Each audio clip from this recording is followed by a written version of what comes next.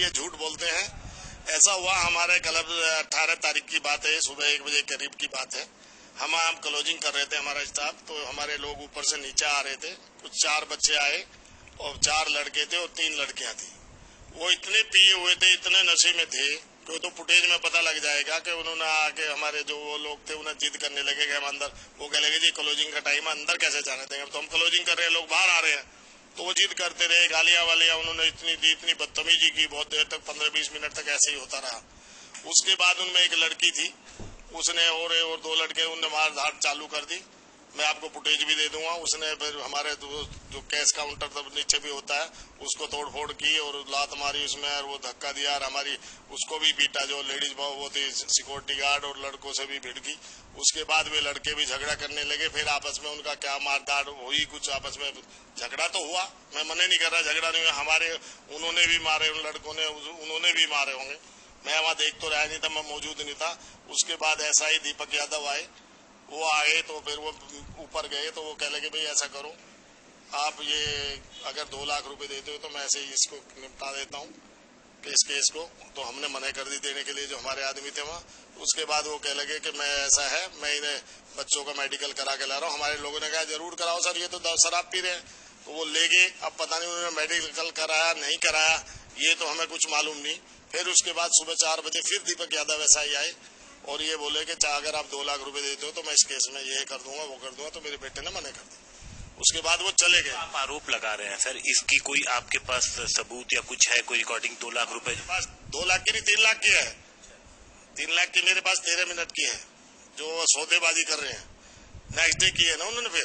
फिर उसके बाद वो उसी दिन रात में 10:30 बजे आए और वे 2 लड़के थे, सोनू और दूसरे का नाम राहुल, उन दोनों को उठा कर ले गए।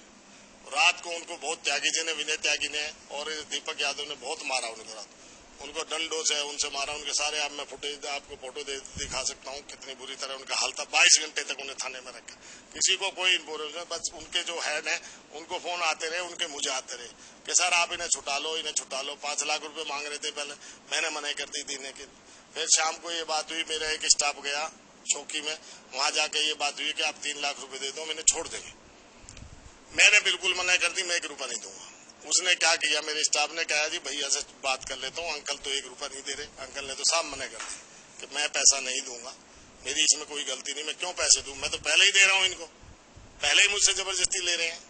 पहले जबरदस्ती मतलब में लेते थे, महीने के 5 लाख रुपए मांग रहे थे, 1 लाख रुपए बड़ी मुश्किल से इधर उधर से करके देते थे। और उससे पहले भी अभी 5 लाख लेने के लिए मेरे यहाँ बैरिकेटर लगा दिए थे, 3-4 दिन बैरिकेटर लगाए रखे। मेरे यहाँ कोई आदमी आ ही नहीं सके था, मेरी कमर्शियल बिल्डिंग है, मेरे यहाँ कोई आदमी आएगा ही नहीं। रात को 9 बजे बैरियर लगा देता तो मेरी कहाँ से सेल होगी। मेरा रेस्टोरेंट मतलब मैं पीड़ित हो गए। मैंने वो जो हवलदार था उससे कहा भाई तुम महीना भी लेते हो और ऐसा क्यों कर रहे हो मेरे साथ। कह लगे तुम 5 लाख रुपए दो, नहीं तो SHO साहब भी रहता है कि कह रहे कि रेस्टोरेंट नहीं चलने दूंगा। आपने इसकी किसी से शिकायत, बड़े अधिकारियों से कोई रिटर्न कंप्लेन की? मैंने कोई रिटर्न कंप्लेन नहीं की, फिर भी मैंने उसे कही है, वो जो हवलदार था, भाई ठीक है मैं कल साहब के पास, स्पेशल CP के पास जाता हूँ या DCP के। तो मैंने उसको बोला, उसने क्या किया, शायद उन्हें अपने SHO को बताई, उसने किसी जानने वाले को वहाँ उनके पास भेजा, उन्हें मेरे बारे में गलत फीड किया। फिर भी मैं उन साहब के पास गया, साहब ने मुझे बहुत अच्छा व्यवहार किया मेरे साथ, बहुत ही अच्छा किया उन्होंने, मैं तो उनका एहसान मानता हूँ।